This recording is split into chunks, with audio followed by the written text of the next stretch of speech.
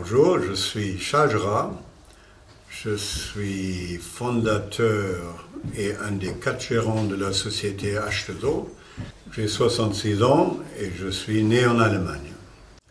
J'ai créé H2O en 1987 et notre activité c'est tout ce qui tourne autour du bateau de plaisance.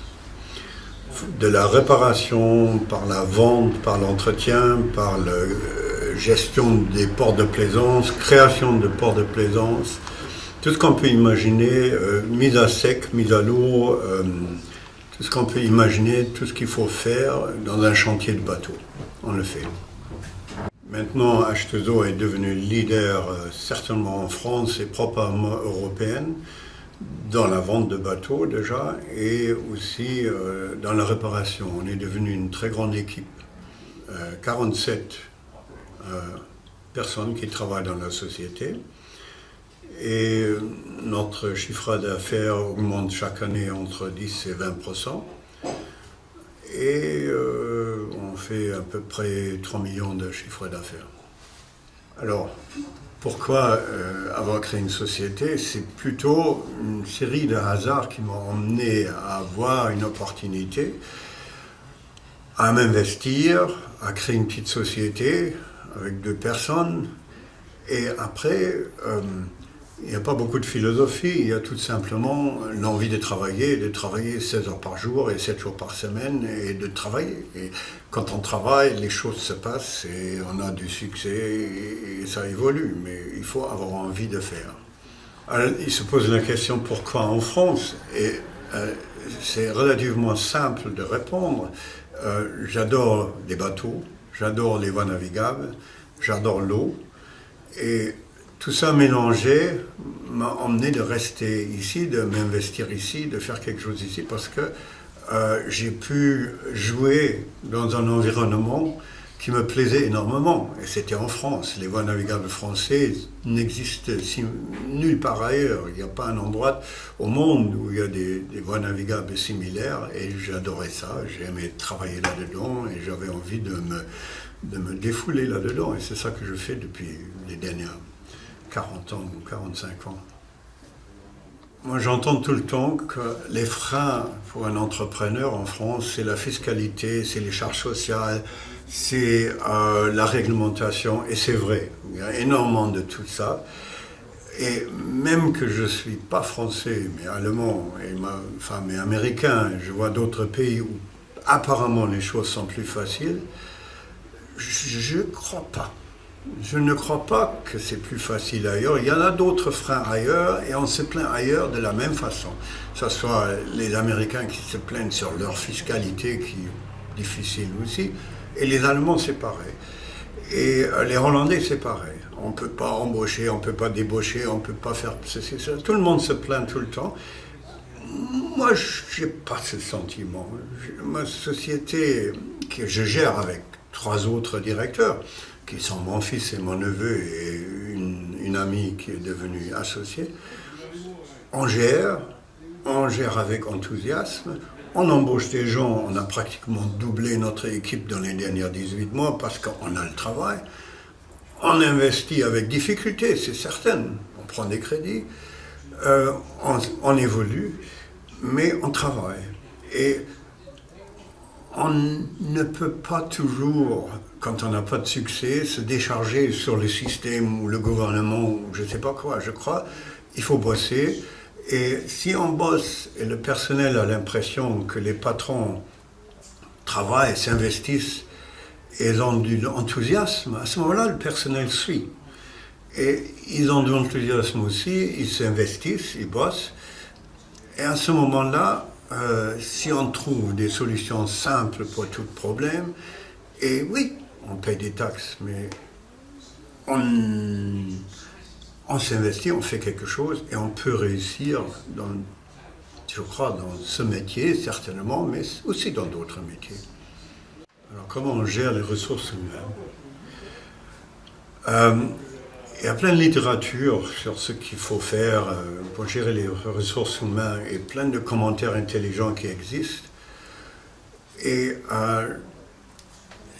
j'ai pas de formation pour gérer les ressources humaines, mais j'ai une approche qui me semble très simple et très efficace, c'est d'être présent, de marcher. Je gère la société en marchant, c'est-à-dire je vais de l'atelier de peinture dans l'atelier de soudure, je regarde comment ils font les mécaniciens et je retourne pour parler aux vendeurs et demander comment le dossier X et Y progresse. Et mes autres associés font de la même façon. Et on communique avec notre personnel, on est présent, et voilà, les ressources humaines, ils se gèrent toutes seules. Ils se gèrent toutes seules parce qu'on est présent, on est là, on est peut-être beaucoup de gérants, on est 4 gérants pour 45 employés, quelque chose comme ça. C'est peut-être trop de gérants, ce qui veut aussi dire qu'il y a chacun un quart des bénéfices de la société. Donc, mais on gère en étant présent, en étant avec le personnel, on sait qu'est-ce qu'ils font. Et on sait, le lendemain, on sait qu'est-ce qu'ils ont fait hier. Et celui qui fait peu, on lui demande pourquoi ça ne progresse pas et on ne le critique pas parce que ce n'est pas nécessaire. Il aura une explication. Donc, ce n'est pas si compliqué, il faut être présent, c'est tout. Quand il y a un salarié, des fois un nouveau salarié qui ne s'intègre pas dans l'équipe ou qui ne va pas bien, très souvent c'est les autres qui lui disaient de tirer un peu plus sur la corde, ou ils le font comprendre qu'il n'est pas bien dans l'équipe et il va partir tout seul. Quand c'est un gars qui reste et ça va pas bien, c'est très souvent parce qu'il n'a pas trouvé sa place, c'est parce qu'il n'a pas trouvé la position qu'il y va. Mais je ne crois pas qu'il y a des mauvais salariés et des bons salariés. Je crois que chacun a un bon potentiel et en discutant avec les gars, il faut le découvrir. On a eu des peintres qui étaient des médiocres peintres, mais qui avaient envie de souder. Alors il a fait un stage de soudure et à la fin, il est devenu soudeur chez nous. Même qu'il avait une formation de peintre. Et on a un mécanicien qui n'était pas très content dans la mécanique, qui est devenu peintre, parce qu'il préfère ça, il est un excellent peintre. Et donc, chacun doit se trouver dans la société, et chacun peut évoluer. Je ne crois pas qu'il y a des mauvais gars, il y a des gars qui n'ont pas leur bonne place. Alors là, je suis assis dans un bateau qui s'appelle Aster, qui est le dernier bateau en bois qui existe en France. Et je suis, avec beaucoup d'enthousiasme, engagé avec toute une équipe de 9 ou 12 autres personnes à retaper ce bateau et à le sauver pour l'avenir. Ça, c'est ma passion. Et chaque semaine, je me prends au moins une demi-journée ou plus pour restaurer ce bateau. Et pendant ce temps-là, je ne travaille pas dans l'entreprise. Et ça, c'est un peu ma retraite. Mais on pense toujours que les Allemands sont raisonnables, c'est la surface. En vérité, les Allemands sont très passionnés. Et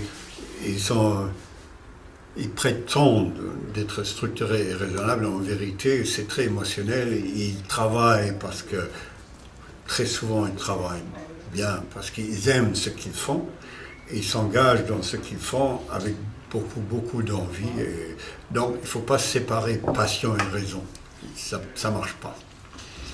Alors, comment je gère mon capital énergie, travail, santé et tout ce qui va autour, mon enthousiasme, ma santé? Je ne crois pas aux réponses compliquées. Je crois que les choses sont très simples. Il faut apprendre à s'écouter. Il faut apprendre à s'écouter, à regarder dans un miroir et à être OK avec la personne qu'on voit. Quand il s'agit de la santé, il faut apprendre à se sentir. Quand on travaille, il faut apprendre à connaître ses limites. Quand on s'est investi, il faut savoir qu'il ne faut pas demander plus qu'on peut faire. Il ne faut pas se surestimer. Et une chose très importante, il faut assurer que l'environnement dans lequel on vit sa vie privée et dans lequel on vit sa vie de travail, il faut que cet environnement soit agréable. Ça, c'est très important. Et je crois que c'est tout ce que j'ai à mettre sur la table, à présenter, parce que c'est simple. L'environnement, s'écouter et avoir des gens autour de soi avec lesquels on est OK et de refuser les gens qui sont négatifs. Essayer de rester avec des gens positifs. Et voilà, c'est aussi simple que ça.